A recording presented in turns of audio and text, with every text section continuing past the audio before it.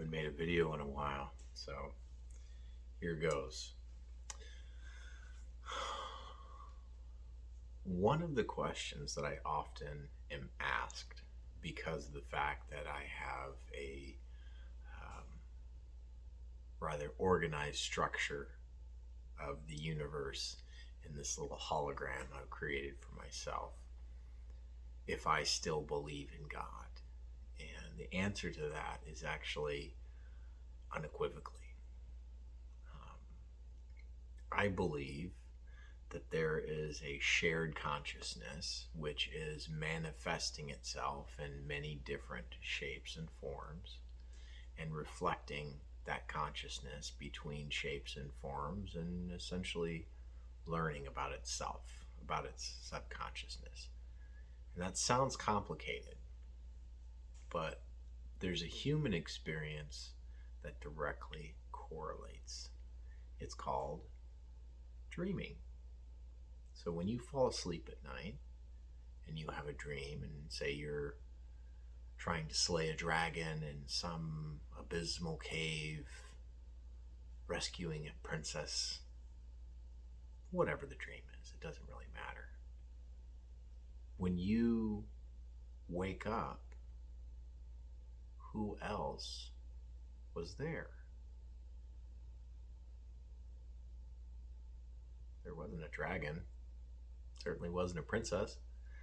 The cave might not even be anywhere you've ever been. You could have just spontaneously created it in your imagination. But the funny thing about dreams is that, on average, people fall asleep, and after they lay down in their bed and they fall asleep, they essentially spontaneously arise in this other reality, surrounded by unique characters, unique circumstances, unique dialogue, unique scenery. All of it, of course, being created by a single mind. So if the characters in the dream don't remember who they were before they fell asleep, they assume the identity of who they have become. But if you were dreaming and you knew that you were in a dream, no matter what happened, you wouldn't really be bothered by it, because you knew, if you were dreaming, that your body was safe in some other place, in a way you didn't know exactly how you got to, but you knew that it was there, and that when you woke up, you would still be safe in your bed. And that, by and large, is the best analogy that I can use to explain how consciousness divides itself up and reflects.